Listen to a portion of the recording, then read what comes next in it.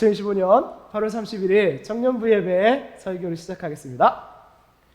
자, 오늘 설교 제목 선택이에요. 익숙하신 분 있을 거예요. 먼저 드릴 말씀이 있습니다. 이 설교는요, 수요 예배 때 목사님 휴가 기간에 나누었던 설교예요. 물론 똑같지는 않습니다. 그런데요, 수요 예배 그 설교를 청년들이 많이 참여하지 못했죠? 오신 분들도 계시고요. 수요 예배에 나오지 못하시는 분들이 있죠. 회사 사정이나 직장 때문에 말이에요. 그런데 이 설교를 들은 사람이 이 설교가 좋다고 얘기해주고 이 설교를 듣지 못한 사람에게 이 설교를 들어볼 기회가 있었다라고 말해주는 것을 듣게 되었어요. 저는 참 설교자로서 행복합니다. 요즘에 설교에 대해서 구함을 받는 설교자가 글쎄요 많이 있을까요? 참 감사한 일이에요. 그리고 또한 이 설교가 그날 오셨던 분들은 알 거예요. PPT도 이제 노트북이 없어가지고 PPT도 하지 못했고 그런 상황에서도 했습니다. 역시 성령께서 인도하는 시간은 기계 장비가 있어서가 아니라 참 은혜로운 시간이 되었다라고 생각해요. 성령께서 그렇게 하셨습니다. 그래서 한 번 더 나누고 싶은 마음이 저에게도 있었습니다. 그 은혜 자리에 우리 청년부가 있었으면 하고요. 또한 순모임을 많이 기대하시더라고요. 이 설교를 가지고 순모임에서 나눠보고 싶다고 합니다. 저 또한 생각이 그렇습니다. 오늘 설교 앞에서 우리 각자의 인생들이 있죠. 그 인생들에 여러분들 고민이 있고 아픔이 있으실 겁니다. 또한 답을 원하는데 답을 모르겠습니다 할 때도 있을 겁니다. 또한 답을 아는 것 같은데 내 자신이 흔들릴 때도 있을 것 같습니다. 성령께서 각자의 삶에 오늘의 설교를 통해서 말씀하시기를 원합니다. 그리고 그것들을 우리가 서로 나누며 힘을 내기를 원합니다. 시작하겠습니다. 오늘 설교의 제목은 선택이에요. 너무도 익숙하고 흔한 말이죠. 우리는 늘 선택을 하며 살아갑니다. 우리 안디옥 청년부엔 직장에 다니는 청년들이 있죠. 어떤가요? 지금 직장 만족스러우세요? 지금 카메라에 앞에 표정이 안 보이실 텐데 한 분이 만족한다고 하셨는데요. 참 거기 사장님이 좋으신 분인가 봐요. 아주 크게 외치셨어요. 아, 부끄럽네요. 네, 제가 그 사장님 알거든요. 네, 그렇습니다. 참 좋은 분이겠죠? 그런데 여러분들 표정이 참 재밌었어요. 이쪽을 비출 수 있으면 좋았을 텐데요. 그 직장에 지원할 때를 여러분 한번 생각해 보기를 원해요. 임금도 생각하셨겠고요. 복지도 생각하셨겠고 출퇴근 시간 여러 기준들을 비교해가며 여러분들 나름의 최선의 선택을 했을 것이라고 믿습니다. 물론 여러분들의 표정을 보니 선택을 후회하는 청년들도 있는 것 같아요. 눈이 마주쳤네. 거기 뒤에 분도 눈이 마주쳤어요. 네, 그래요. 물론 그렇죠. 우리 생각대로 됩니까? 또한 우리 청년들 중에 가정을 이룰 나이가 된 청년들이 있죠. 또한 너무 귀하게도 우리 청년부에는 이미 가정을 이룬 청년들도 있어요. 자, 가정을 이룰 때 누구와 한 몸으로 예배드리며 살아갈 것인지 선택을 하게 되죠. 그 선택을 앞두고 있는 청년들도 있죠. 하나님이 세우신 첫 예배 공동체인 가정을 이루는 것, 우리의 인생에서 매우 중요한 선택이에요. 여러분의 오늘은 어떻습니까? 점심 맛있게 드셨어요? 평소에 직장 생활할 때 점심 드실 때도 선택을 하죠. 교회에 있을 때는 교회에서 나누는 음식을 먹지만 말이에요. 또 지금 이 자리에 있으면서 입으신 옷은 어떤 이유로 고르셨나요? 끄덕이고 있는데 패션에 참 우리 동욱 형제가 관심이 많아요. 그래갖고 이 패션에 대해서 많이 알려주고 그러거든요. 네, 어떤 이유로 선택했는지를 저는 가끔 듣고 그렇습니다. 네. 어제였어요. 홍대에 다녀왔는데 저에게 이런 말 하더라고요. 홍대 서울에 가보니까 다들 나처럼 입고 있더라. 그러면서 저에게 아이고 이 촌스런 사동리 사람들 이렇게 이야기를 했답니다. 그런데 여러분 한번 우리 동욱 형제 바라봐 주세요. 저에겐 전혀 상처가 되지 않았어요. 농담이에요. 고맙습니다. 이렇게 우리가 옷을 선택할 때 동욱 형제는 그렇겠죠. 많은 생각을 하고 고를 거예요. 즐거움이 있을 겁니다. 여러분들 또한 지금 입으신 옷 하나를 고르실 때도 많은 생각들을 했을 거예요. 날씨도 했을 거고요. 나하고 어울리는가도 생각을 많이 했을 거고요. 어떠한 색깔을 입을까도 많이 생각을 했겠죠? 네, 나름의 기준도 있고 선택할 이유가 다 있었을 겁니다. 알게 모르게 우리들은 참 많은 선택을 합니다. 확실한 건 이 자리에 계신 여러분은 이 시간에 예배의 자리를 선택하셨습니다. 이렇게 우리의 지금은요, 수많은 선택의 결과입니다. 선택에 관한 재밌는 이야기가 있어요. 여러분 삼성 아시죠? 네, 삼성입니다. 삼성의 로고죠? 당연히 아시겠죠? 우리나라 최고의 대기업이니까요. 여러분이 휴대폰을 다 쓰시죠? 여러분의 휴대폰은 아마도 삼성 아니면 사과사의 아이폰일 거예요. 대단한 거죠. 거의 모든 사람들이 사용하는 휴대폰이 두 회사의 제품 중 하나라는 것은 말입니다. 이렇게 거대한 대기업 삼성을 이루어낸 인물로 많은 사람들이 이건희 회장을 꼽습니다. 네. 이 사진의 오른쪽 사람이 고 이건희 삼성 회장이에요. 삼성이 국내에서 휴대폰 시장을 거의 독점하다시피 성장한 것도 이건희 회장 때의 일이지요. 그런데 이건희 회장을 얘기하면서 이 왼쪽 사람은 누구일까요? 사실 이건희 회장은 삼성의 회장 자리가 당연한 사람은 아니었어요. 그는 삼성의 창업주인 이병철 회장의 장자가 아니었거든요. 재벌가는 보통 그 회사를 가장 큰 회사의 경영권을 장자에게 물려주지요. 이건희 회장은 장자가 아니었습니다. 여기에 두 사람의 사진이 있죠. 삼성의 창업주인 이병철 회장에게는 장자가 당연히 있었겠죠. 바로 사진의 왼쪽 사람, 삼성의 장자 이맹희 씨예요. 우리가 알고 있는 삼성 회장 이건희는요, 둘째도 아니고요, 셋째 아들이었어요. 그런데 그는 어떻게 삼성의 회장이 될 수 있었을까요? 거기에는요, 하나의 사건이 있었습니다. 바로 사카린 밀수 사건이라는 사건이에요. 이게 삼성의 옛날 로고입니다. 이 사카린 밀수 사건이라는 사건이 있을 때, 그 시대에 60년대 말 70년대 초 이때의 삼성 로고예요. 삼성은요, 1969년 사카린 밀수 사건에 연루되게 됩니다. 사카린이 뭐냐면요, 당시에 널리 쓰이던 설탕을 대체하는 감미료예요. 제 기억에도요, 저 어렸을 때도요, 김장하면 김치에 사카린 가져와서 넣어라 라는 이야기를 들었던 기억이 있어요. 이 사카린이 그때 설탕을 대체하면서 꽤 팔리고 꽤 이윤을 남길 수 있었나 봅니다. 삼성이요, 이 사카린을 건설 자재로 속여서요, 일본산 밥솥, 각종 전자기기와 함께 일본과 연루하여 밀수한 일이 있었어요. 지금의 삼성의 위상을 여러분 생각해 보세요. 참 황당한 일이죠. 이런 식품 밀수를 했다는 게 말이에요. 당시에 대한민국 정부도 이 사건을 나라망신이라고 생각했어요. 일본과 연루된 사건이었기 때문이죠.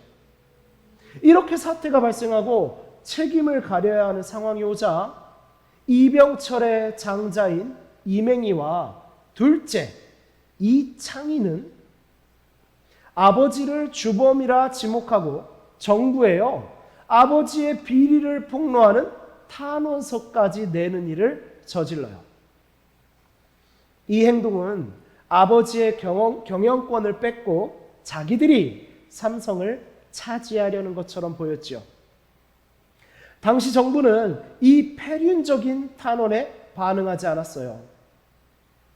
반응하지 않았으니 이병철 회장은 이 탄원의 이유로 경영권을 잃어버리지 않게 되었죠. 자, 이병철 회장은 어땠을까요?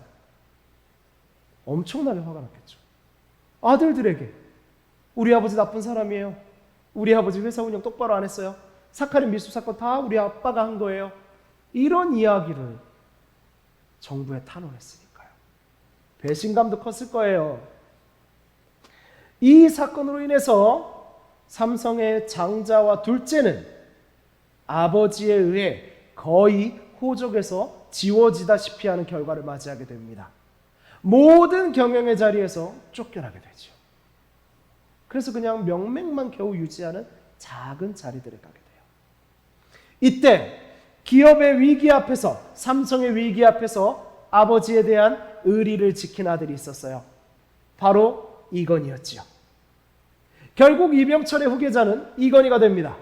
그렇게 이건희의 삼성이 시작되었습니다.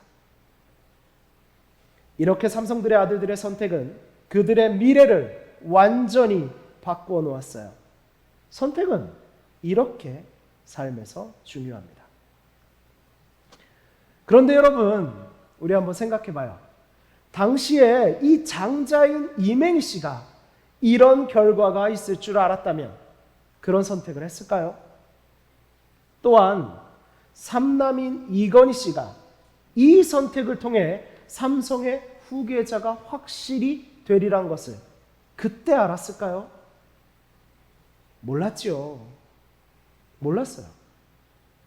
그저 그들은 평소 자신의 가치관대로 선택한 것입니다. 평소의 가치관.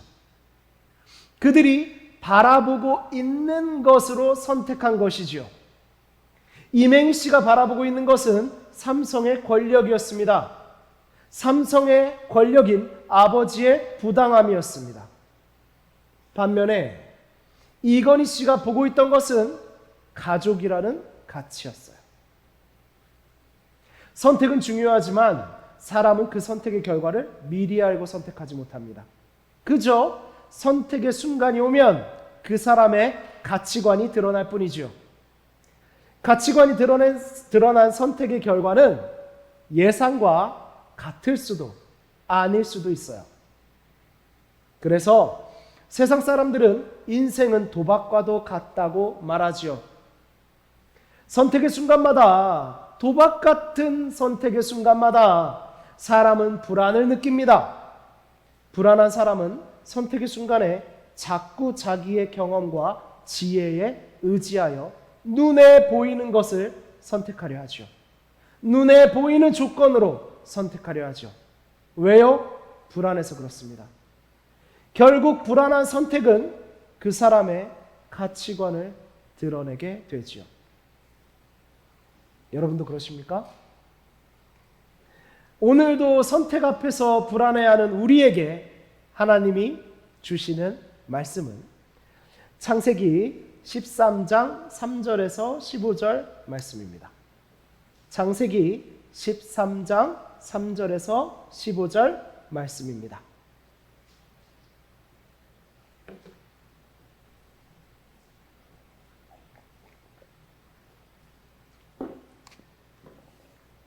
우리 한 절씩 번갈아 읽을게요. 그가 네게부에서부터 길을 떠나 베델에 이르며 베델과 아이 사이 곧 전에 장막 쳤던 곳에 이르니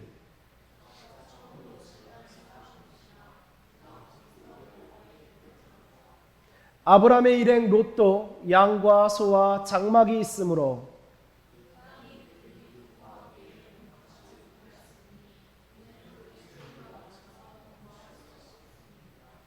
그러므로 아브라함의 가축의 목자와 롯의 가축의 목자가 서로 다투고 또 가나안 사람과 브리스 사람도 그 땅에 거주하였는지라.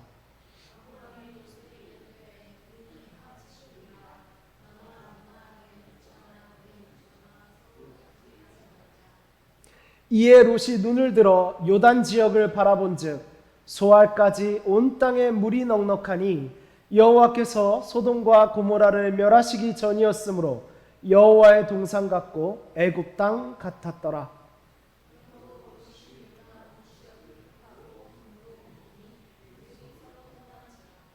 아브라함은 가나안 땅에 거주하였고 롯은 그 지역의 도시들에 머무르며 그 장막을 옮겨 소돔까지 이르렀더라.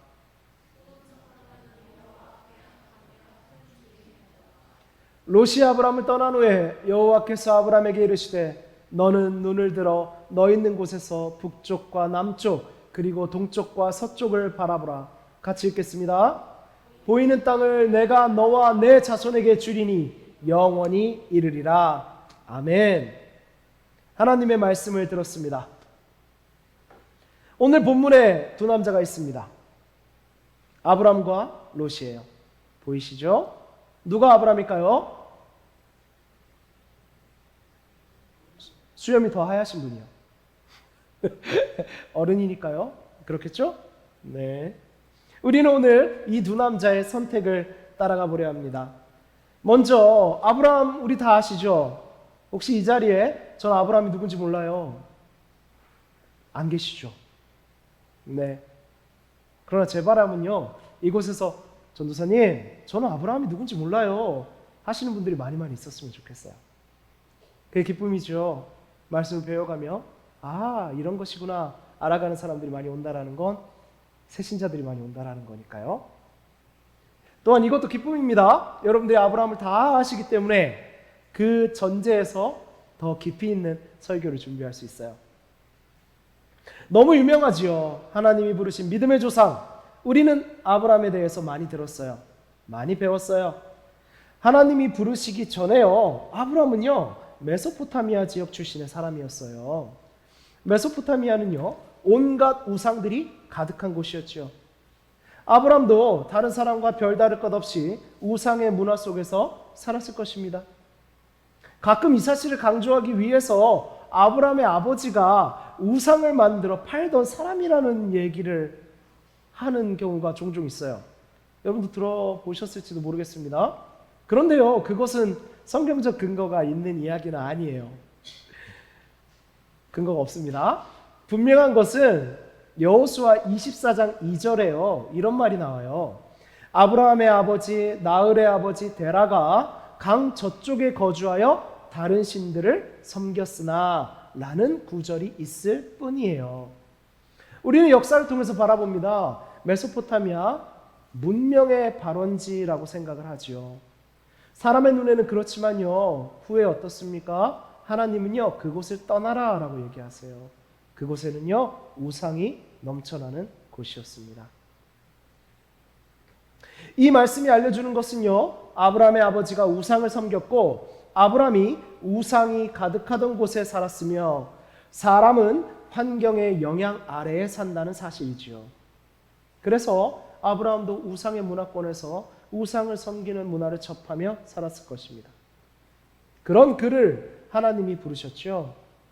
아브라함이 특별한 사람이어서가 아니라 하나님이 아브라함을 택하고 부르셨어요. 아브라함은 하나님이 그곳을 떠나서 내가 보여줄 곳으로 가라고 하니 갑니다.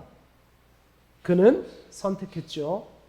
세상에 정착하는 삶을 버리고 사람들의 문화가 발달한 곳에서 나도 좀 잘 살아보자 라는 마음을 버리고 나그네의 삶을 살게 됩니다. 믿음의 여정이 시작되었죠. 이때 아브라함의 조카 롯도 함께 떠납니다. 생각해 보십시오. 아브라함이 떠나니까 함께 떠난 조카. 편하게 생각해 봐요. 삼촌을 존경했나 봅니다. 삼촌을 사랑했나 봅니다. 삼촌이 간다면 가는 그런 사람이었나 봅니다. 아브라함이 좀 지혜로웠나 봅니다. 아브라함이 믿을만 했나 봅니다. 그래서 롯은 삼촌을 따라 나갔겠죠. 난데없이 조카가, 요즘 세상에도 삼촌이 뭐 한다면 따라 나오는 조카 흔한가요? 쉽지 않죠. 우리 이 재미난 포인트 기억하면서 들어가 보겠습니다. 그렇게 많은 시간이 지났어요. 많은 우여곡절도 있었죠. 이제 아브라함은 족장이 되었습니다. 아브라함 시대의 족장이면요 굉장히 큰 권력자예요. 왕국을 이루지 못한 유목민족에게 족장은요 뭐 거의 그 부족에겐 최고 권력가라고 봐도 무방합니다. 아브라함은요 가진 재산도 많아졌어요. 또한 세상을 살아가며 많은 모험을 하며 그 모험 속에서 많은 경험을 가졌죠.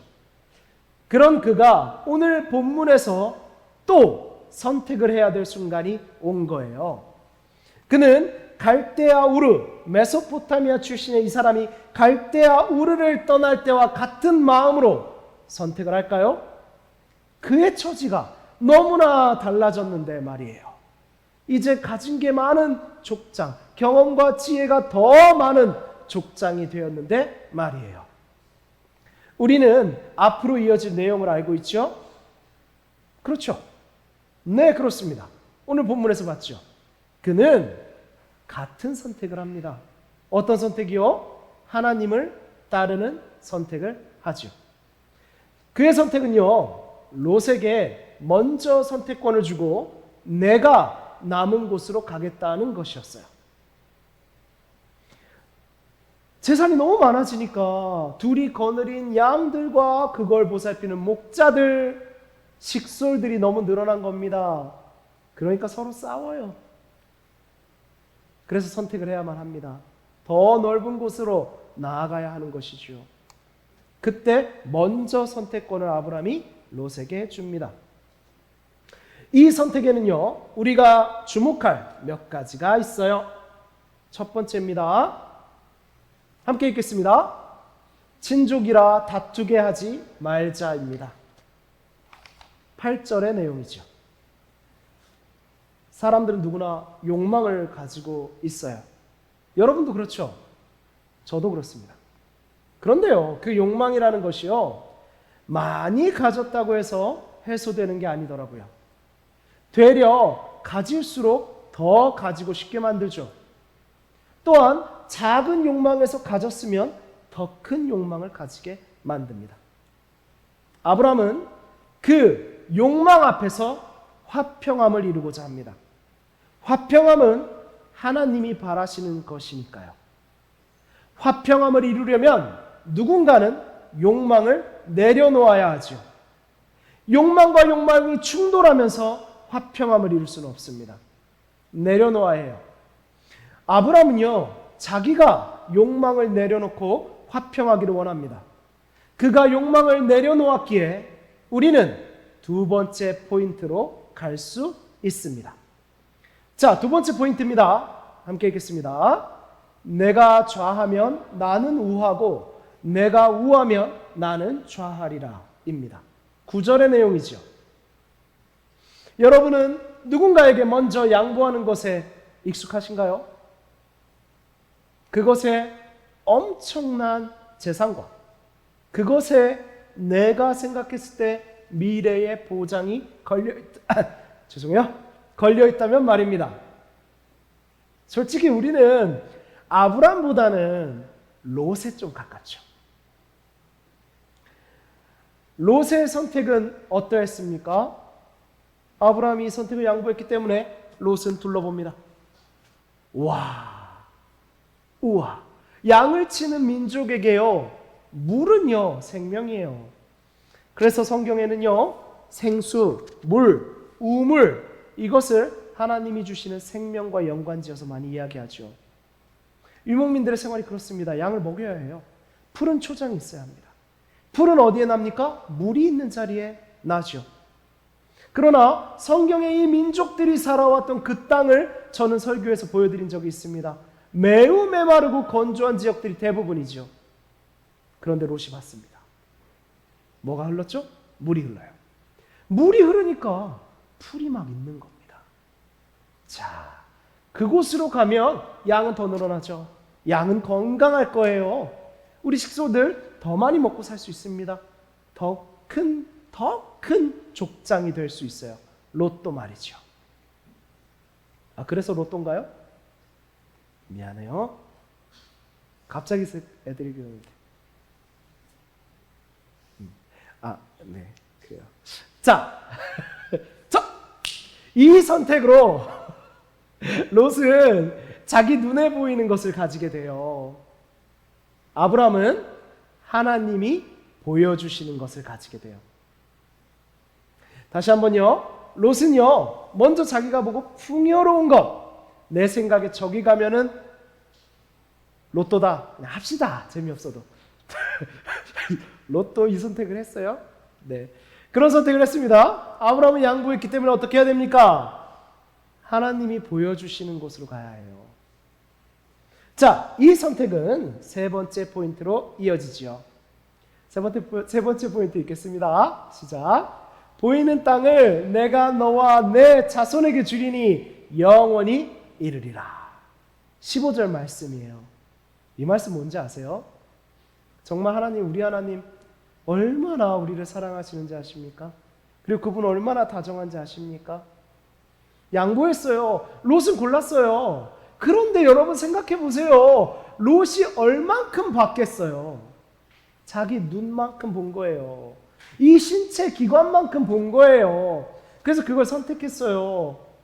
아브라함은 어떻게 해요? 그런데 아브라함은요, 하나님이 보여주실 곳으로 가는 것에 인생을 건 사람이에요. 그러니까요, 하나님이 여지없이 말씀하세요. 뭐라고 하셨는데요? 얘기할게요. 앞으로 네가 걷는 걸음, 네가 그 걸으면서 보는 모든 것 다 네 거다. 아멘. 놀라운 말씀이죠. 아브라함은 풍요가 눈에 보임에도 아브라함도 롯이 보는 곳을 보았어요. 그럼에도 하나님이 보여줄 곳을 믿고 선택했죠. 그는 내가 보는 것이 아닌 하나님이 보여주시는 곳을 본 것이에요. 이것은 세상의 시선처럼 손해보는 어리석은 선택이 아니었습니다. 하나님이 보여줄 그곳은요, 사람의 작은 눈에 보이는 욕망의 크기보다 훨씬 크고 아름다운 것이었지요. 그는 더 큰 땅으로 나아가게 되었으며 더 큰 땅을 가졌으며 믿음의 조상이라 불리게 되고 하나님이 주시는 복의 근원이 됩니다. 아브라함은 참 어려운 선택을 했습니다. 우리 아까 얘기했잖아요. 우리는 롯에 가까워요. 그렇지 않습니까? 여러분들 보이지 않는 곳을 불안해하지 않습니까? 그런데 아브라함은 참 어려운 선택을 했어요. 어떻게 이러한 선택이 가능했을까요? 자, 그 비밀은요, 4절에 있어요. 다시 본문으로 갈게요. 자, 4절 한번 함께 읽어보시죠. 시작. 그가 처음으로 제단을 쌓은 곳이라 그가 거기서 여호와의 이름을 불렀더라.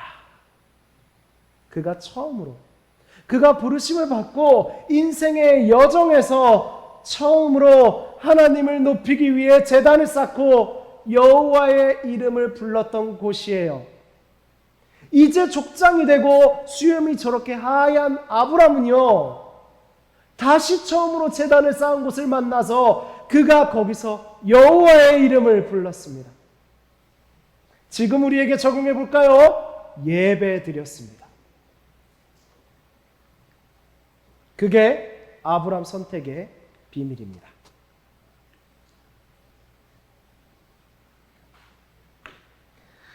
그는 자신의 삶의 여정의 지표마다 여호와의 이름을 부르고 있는 것입니다.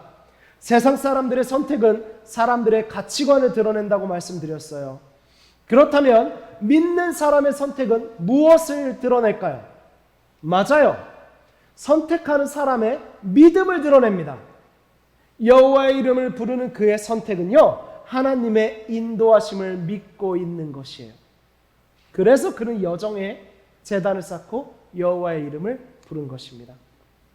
그는 이 손해보는 것 같은 선택을 통해 그가 양보한 것보다 더 큰 복을 받게 된 것이지요.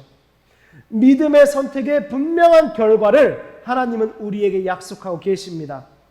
가치관에 따른 선택과 다르게 믿음에 따라가는 선택은 분명한 결과를 알 수 있는 거예요. 우리가 아무리 가치관을 드러내며 선택해도 우리는 내일도 그 선택의 결과도 모른다고 말씀드렸습니다. 하지만 성경은 우리에게 약속하십니다. 믿음에 따른 선택은 분명한 결과를 알 수 있습니다. 믿으십니까? 그렇다면 이쯤에서 우리 아브라함에게 고정되어 있던 시선을 돌려서 또 한 명의 주인공을 생각해 보기를 원합니다. 왜냐하면요, 아까 말씀드렸지만 선택 앞에 있는 우리의 모습을 봤을 때 우리는 아브라함보다도 롯과 닮은 순간들이 많기 때문이에요. 또 한 명의 주인공, 바로 롯에 주목해 보고자 합니다. 롯의 선택을 봅시다. 왜 그랬을까요? 우리는요, 너무 당연한 곳에는 질문을 하지 않아요. 그래서요, 그 당연한 삶을 사는 나를 돌아보기보다는 아주 특별해 보이는 삶, 아주 믿음으로 인해서 특별히 별나 보이는 삶에 주목하기 좋아해요. 물론 맞죠. 그런데요, 우리는 이 평범해 보이는 삶에서 그 특별해 보이는 삶으로의 여정을 하는 겁니다. 그러니까 우리가 그곳에 있다라는 인식과 관찰은 필요해요. 그래서 롯을 얘기하고 싶어요. 우리가 롯과 닮았으니 롯의 이유를 알 수 있을 것 같거든요. 자, 롯이 왜 이런 선택을 했을까요? 롯은요, 삼촌인 아브람과 같이 갈대아 우르를 떠나 똑같은 길을 지나온 사람이에요. 똑같은 길을 함께 지나왔습니다. 그 여정에서요, 여러 우여곡절들도 같이 겪었어요. 그런데 그는 왜 아브람에게 삼촌이 좋아하면 제가 우호하겠습니다 하지 못했을까요? 그는 자기 눈에 보이는 풍요를 선택했죠. 아까 말씀드렸죠? 삼촌인 아브라함은 어떤 사람이었을지요? 롯에게 삼촌은 어떻게 보였을지요? 아브라함이 처음 갈대아 우르를 떠나던 그때를 한번 상상해 봅시다. 아마도 롯은요, 삼촌을 따라 나왔겠죠. 당연하죠. 삼촌을 따라 나왔을 겁니다.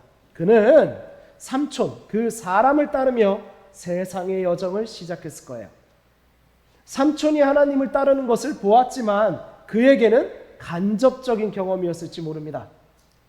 그는 여정의 과정에서 삼촌을 따라 점점 더 좋은 땅, 많은 식구와 재산을 가지게 되었고 그는 더 발전적인 삶을 꿈꾸었을 거예요.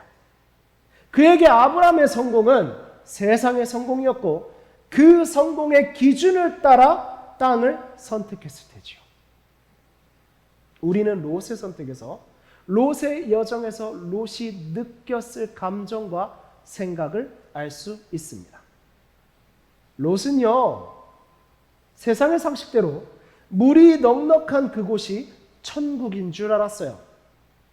내 눈에 좋으면 그곳이 천국인 줄 알았습니다. 저는 롯이 그 풍요로워 보이는 땅을 바라보며 내뱉은 말에 주목합니다. 그는 무엇이라고 자기 눈에 보이는 그 풍요로워 보이는 땅을 표현했습니까? 하나님의 동산 같고, 따라오는 말에 주목해 주세요. 하나님의 동산 같고 무엇 같았다고요? 크게 말하셔도 됩니다. 애굽 같았다. 여러분, 소름이 돋지 않으신가요? 그 풍요로운 땅이 하나님의 동산 같았어요. 첫째로 롯의 신앙을 봅시다. 풍요롭고 안락하고 불편이 없는 것이 하나님이 우리에게 주시고자 하는 것이라 생각한 겁니다. 둘째, 그곳의 대표적인 나라가 어디입니까? 애굽입니다. 그 발전된 나라, 황금이 가득한 나라. 그래서 롯은요, 하나님의 동산은 애굽인 겁니다. 여러분 이거 꼭 기억하셔야 돼요. 여러분이 신앙생활하면서 말이죠. 롯에게 하나님의 동산 같다라는 건 애굽 같았다입니다. 그런데 그게 맞습니까? 애굽은 어떤 땅입니까? 그곳이 하나님의 동산이라면 하나님이 왜 출애굽하게 하십니까? 애굽에서 평생 살아라. 나의 백성들아, 애굽만세, 애굽으로 가라. 오히려 애굽 밖에서 떠도는 이스라엘 백성을 애굽으로 가라 하셨겠죠. 어땠나요? 애굽에서 불러내셨죠. 그리고 애굽은 10가지의 재앙을 맞게 됩니다. 여러분, 이때 아브람이 선택한 땅이 가나안 땅이에요. 롯이 애굽 같다고 땅을 선택했다고요. 이제 보이십니까? 이것은 출애굽의 역사까지 이어지는 거예요. 애굽 땅이 하나님 동산 같다는 사람들을 꺼내서 아니 가나안으로 향하는 것이 너희에게 젖과 꿀이 흐르는 땅이야 하신 겁니다. 아브라함과 롯의 선택은요 이렇게 큰 의미가 있어요. 롯에게는 하나님의 동산이란 애굽 같은 곳이었죠. 혹시 여러분 믿음 생활하시면서 애굽 바라십니까? 애굽 선택하듯이 무언가 선택하십니까? 롯의 이 선택은요, 그렇게 선택한 그의 삶은요, 순탄치 않았습니다. 분명 그는 그의 눈에, 그의 판단에 풍요로운 미래를 선택했는데 말이죠. 그는 후에요, 포로로 잡혀가죠. 누가 구해줬는지 아세요? 아브라함이 구해줬어요. 남은 곳으로 갈게 라고 했던 아브라함이요, 롯을 구해줬습니다. 또한 이 선택한 땅이 어딘지 아십니까? 그래서 어디로 향하게 되는지 아십니까? 롯이 어디 살게 되죠? 그렇죠. 소돔과 고모라가 멸망할 때도 아브라함의 기도로 그곳에서 탈출하게 되죠. 롯은 그런 삶을 삽니다. 성경은요, 그가 이런 실패와 두려운 일을 겪고 올바른 도덕관을 지니게 된 인물이었다는 것을 보여줍니다. 롯이 자기 집에 찾아온 하나님의 사자들을 보호하는 것에서 우린 알 수 있지요. 그러나 여러분, 아브람과 다르게 롯이 하나님의 이름을 부르는 모습은요, 성경에 나오지 않아요. 롯이 하나님의 이름을 불렀다는 나오지 않습니다. 여러분, 중요한 건 무엇이 먼저냐면요, 세상의 지혜와 도덕관이 먼저가 아닙니다. 하나님의 이름을 부르는 것이 먼저예요. 그러면 지혜와 도덕관을 주시는 겁니다. 여러분, 순서를 헷갈리시면 안 돼요. 도덕관이 세워졌다고 그것을 하나님의 말씀인 양 믿어서도 안 됩니다. 그렇게 옳고 그르다 속을 살아가셔도 안 돼요. 그것을 자랑하고 내세우셔도 안 됩니다. 롯은 소돔과 고모라의 멸망에서 구함을 받았죠. 그런데요, 딸들과의 관계를 통해서 암몬과 모압의 조상이 되고 말았어요. 창세기 19장 보시면요, 소돔과 고모라가 멸망할 때 롯의 가족들은 아브라함의 기도로 그곳에서 나오게 되었는데 그들은 소알을 거쳐서 사람이 보이지 않는 산속 동굴에 머무르게 돼요. 거기에서 롯의 두 딸은 아버지와 동침하여 아이를 가지는 일을 벌이게 됩니다. 여러분, 아이러니 아닙니까? 롯의 도덕과는 이 일을 막지 못했어요. 그가 도덕적으로 살았다는 것은 이 비극을 막지 못했어요. 참 아이러니하죠. 이것에 대한 질문을 많이 받습니다. 사람들은 성경에 이거 정말요, 저희 아버지가 교회에 오셨었잖아요. 그래서 성경을 읽기 시작하셨어요. 정말 저희 아버지도요, 세상을 그냥 떳떳이 살아왔다 하시는 분이거든요. 그 연세에 안경을 쓰고 성경을 하나 한 글자 한 글자 읽어갔습니다. 아버지가 시험 드신 분이 이 부분이에요. 저희 누나에게 그러셨더군요.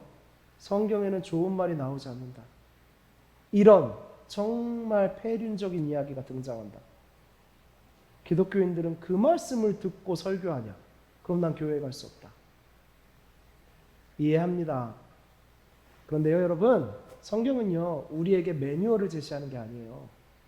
성경은요, 우리의 죄를 드러내게 합니다. 죄를 아파하게 합니다. 그래서 그리스도를 바라보게 하죠. 그리스도를 바라봄으로써 우리에게 방법이 주어지는 겁니다.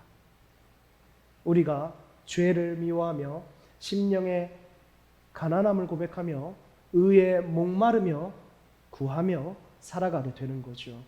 그것을 위해 성경은 완벽한 겁니다. 그래서 오해하신 것 같습니다. 세상에서 우리에게 가르치는 방식에 익숙하셨기 때문이죠. 이 얘기를 왜 하냐면요, 이 부분에 대해서 여러분들이 많이 질문합니다. 이게 무슨 얘기입니까? 자, 생각해보죠. 왜 이런 일이 벌어졌고 하나님이 이것을 우리에게 기록하셨겠습니까? 이런 일을 벌인 롯의 딸들도요, 아버지와 같은 가치관을 지녔기 때문이에요. 무엇입니까? 자기 눈에 보이는 것을 믿었어요. 자기들은 하나님을 안다고 생각했습니다. 신앙인이라고 생각했죠. 그런데 자기 눈에 보이는 것을 믿었어요. 자기가 비극이라 하면 비극입니다. 자기가 희극이라 하면 희극입니다. 그걸 놓지 않아요. 그 결정권을 하나님께 드리지 않았습니다. 그래서 자기 눈에 보이는 것을 믿다 보니 자기의 시선의 크기만큼만 봤던 거예요. 그러니까 그들은요, 하늘에서 불덩이가 떨어지는 것을 보았고 그들은 동굴 속에 숨은 처지가 되었잖아요. 그래서 그 딸들은 생각했죠. 세상이 다 멸망하였다. 그래서 너무나 어리석게도 대를 이어가려면 하나님이 생육하고 번성하라는 말씀을 지키려면 아버지와 동침하는 것뿐이라고 생각했어요. 그게 하나님의 뜻이라고 생각했을지도 모르죠. 우린 정말 착각을 많이 합니다. 하나님의 성품을 모르기 때문이에요. 내 마음대로 해석하거든요. 그들은 그게 맞는 줄 알았어요. 분명 사람이 한 명도 없으니까요. 세상이 끝난 줄 알았죠. 그래서 아버지와 동침하기를 선택했습니다. 참 우습죠. 참 묘하죠. 그렇게 올바른 도덕관을 지닌 롯의 집, 롯의 딸인데 말입니다. 조금만 견디면 하나님은 우리에게 보여줄 것이 분명히 있을 거야. 이 고난을 통해서도 역사하실 거야. 하나님은 우리에게 약속하셨잖아. 조금만 견디고 조금만 더 가면 사람들을 만났을 텐데. 조금만 견디고 조금만 더 가면 멋진 남자들을 만났을 텐데 그걸 못 견뎌요. 자기의 눈에 보이는 것만 믿는 그들에게는 세상은 멸망한 게 맞았겠죠. 갈대아 우르를 떠나 같은 길을 걸었던 아브람과 롯은 후대까지도 이렇게나 달랐어요. 우리는 자신을 제물로 드리는 것을 알고도 하나님께 순종하여 아버지를 따랐던 아브람의 아들 이삭의 모습을 알고 있습니다. 히브리서는 말씀하죠. 이해 안 가는 상황 속에서, 아버지가 아들을 죽이러 가는 상황 속에서 그들도 세상이 끝났구나, 하나님이 변했구나 할 수 있었겠죠. 이게 웬일인가? 롯과 딸이 겪은 것보다 더 큰 일일 수도 있어요. 그렇게 주셔놓고는 좆배십니까? 요즘 말로?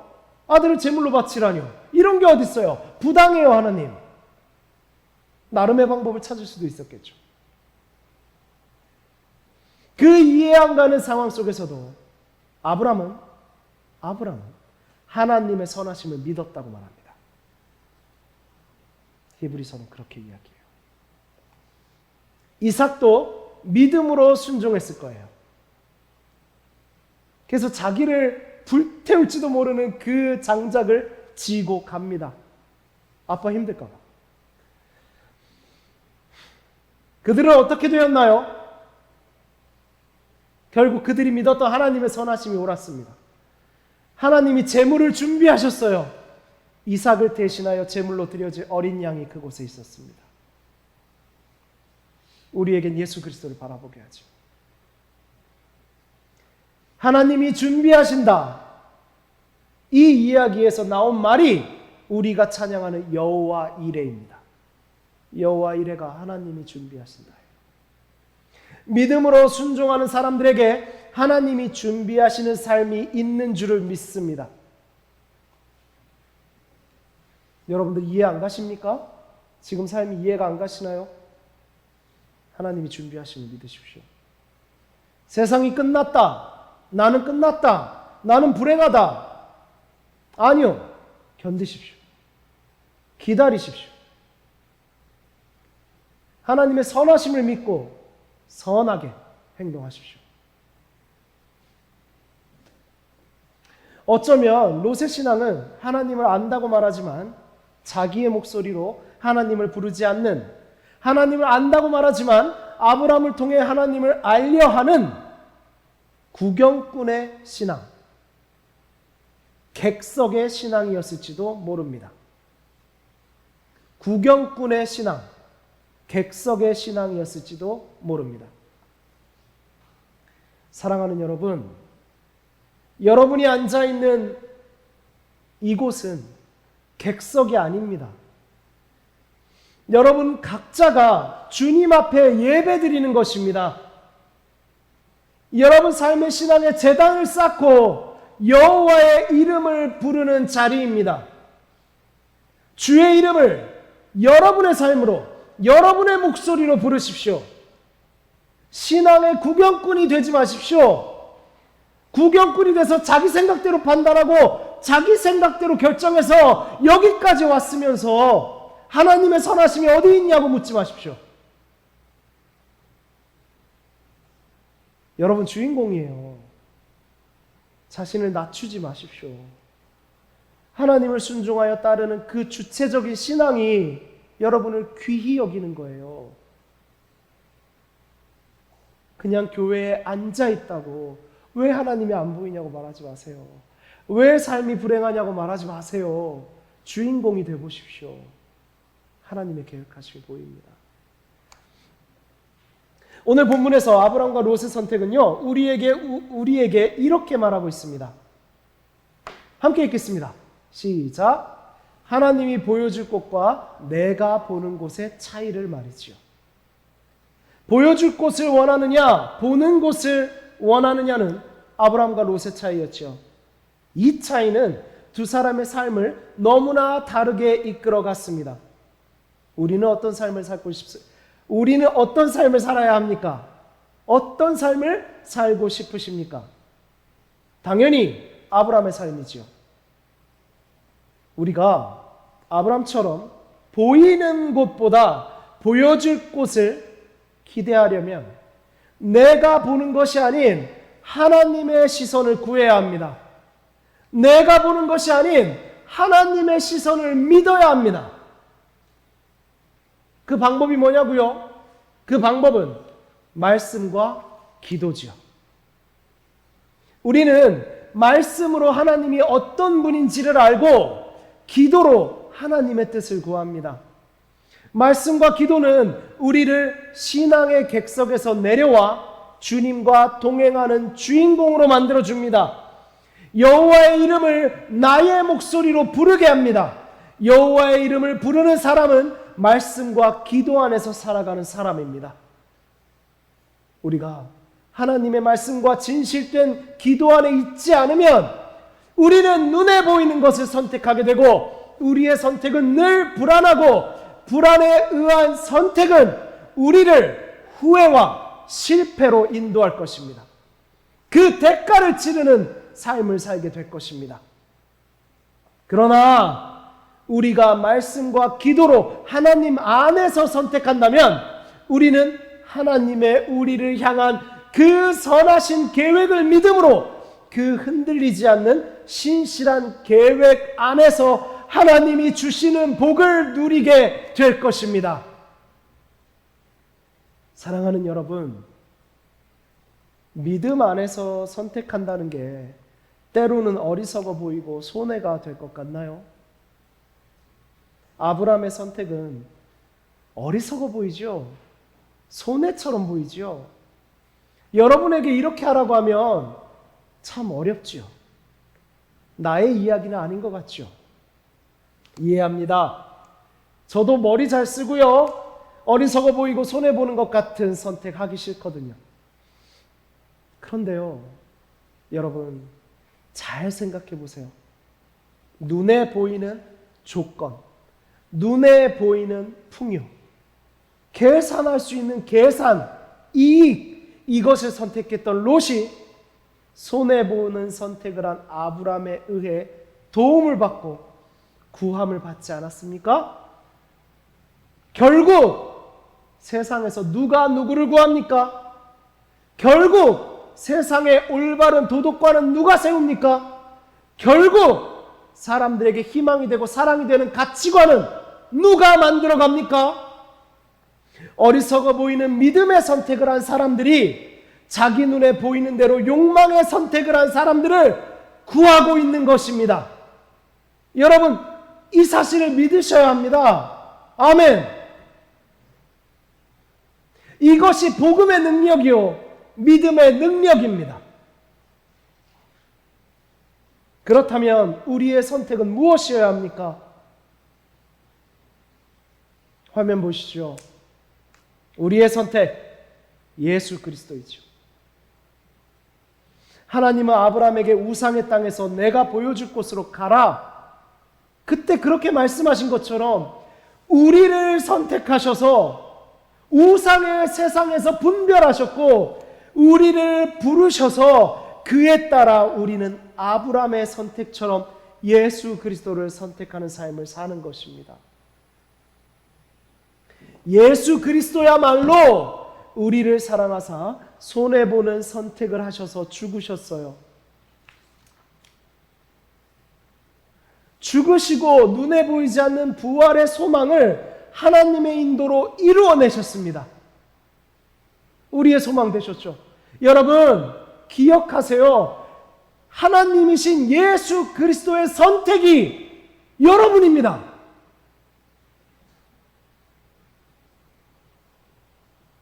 그런데 우리가 선택을 못합니까? 하나님이신 그분이 성육신하시고 우리처럼 목마르시고, 저도 목마르거든요. 목이 마르고 배가 고프시고 모욕당하고 맞으면 아프고 곤란하고 힘들고 두렵고 눈물 흘리고 피 흘리신 것, 그 선택이 여러분이에요. 여러분을 선택하셨기 때문이에요. 우리는 그리스도의 선택입니다. 그렇다면 우리는 어때야 합니까? 우리가 선택의 순간에 여호와의 이름을 불러야 합니다. 믿음의 선택을 해야 합니다. 그 선택을 통해 우리가 생명의 땅을 약속받은 사람들임을 드러낼 줄을 믿습니다. 아멘. 저부터 반성하겠습니다. 설교자가 여호와의 이름을 불러야 합니다. 믿음의 선택을 해야 합니다. 설교자가 롯과 똑같은 선택하면 안 됩니다. 그리고서 가르치려 하면 안 됩니다. 그리고 남 평가하면 안 돼요. 여러분들이 무엇을 봅니까? 어디로 나아갑니까? 저부터 여호와 이름을 부르며 믿음의 선택을 하겠습니다. 여러분이 그러셔야 합니다. 여러분이 세상에서 여호와 이름을 불러야 합니다. 여러분이 여호와 이름을 부르고 믿음의 선택을 하셔야 합니다. 그래야 우리에게 생명이 있구나 합니다. 우리가 먼저 선택하려 하고요. 우리가 남에게 양보를 바라고요. 그리스도인들이 특권을 바라고요. 그리스도인들이 물이 흐르고 풀이 나면 번쩍거리면 와, 여기가 천국이야. 하나님은 나를 여기 두셔야 돼. 여기가 하나님의 동산이야. 내가 생각하는 하나님의 동산은 애굽이야. 내가 생각하는 하나님의 동산은 부동산이야. 내가 생각하는 하나님의 동산은 강남이야. 내가 생각하는 하나님의 동산은 잘 먹고 잘 사는 거야. 나도 이쯤에서 내가 사람들한테 무시 안 당하는 거야. 그게 하나님의 동산이야. 하지 마세요. 그러면 우리가 세상을 어디로 인도해요? 다들 거기로 가요. 여러분들보다 더 빨리 가니까 걱정하지 마세요. 사실 뒤처지잖아요. 뭐 그렇게 우리가 잘났어요. 세상에 믿음 없는 사람들이 더 빨리 거기로 가잖아요. 그런데 우리도 그걸 얘기합니까? 우리가 그러지 않아야, 그들을 긍휼히 여겨야, 우리가 하나님이 보여주실 가나안 땅에 있어야 롯처럼 구함을 받을 것 아닙니까? 그들이 우리가 세상을 구할 것 아닙니까? 이렇게 가다가는 세상이 교회를 구한다고 나서겠습니다.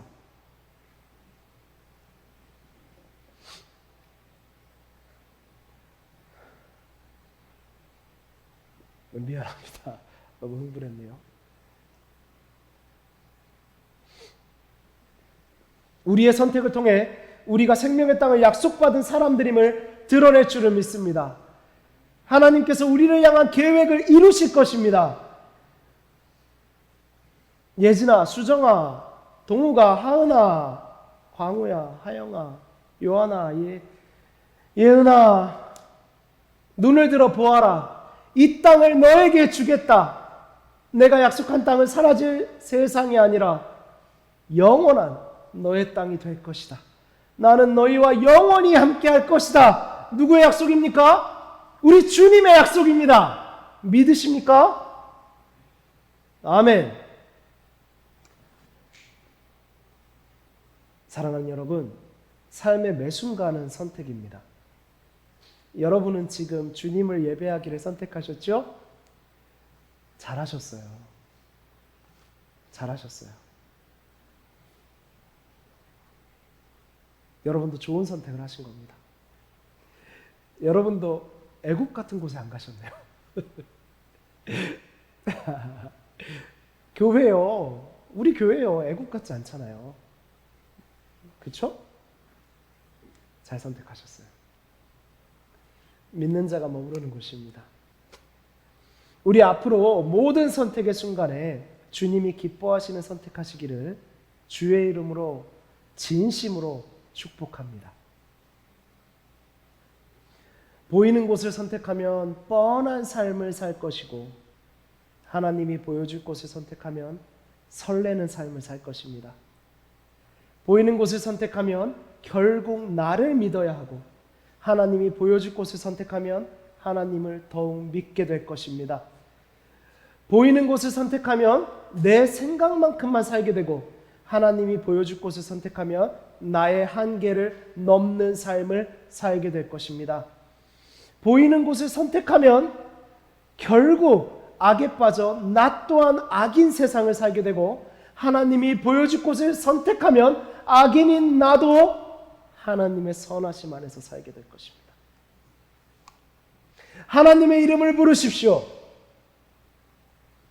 내가 보는 곳이 아니라 하나님이 보여줄 곳으로 가십시오. 그곳은 우리 눈에 보이는 것보다 더 크고 아름다울 것입니다. 아멘. 용기 내세요. 하나님이 기뻐하시는 선택을 해보세요. 말씀대로 따라보세요. 세상 기준들을 내려놓고 무모해 보여도 손해 같아도 행동해 보세요. 하나님이 인도하시는 하루하루를 설레며 살아가며 그 결과를 기대하세요.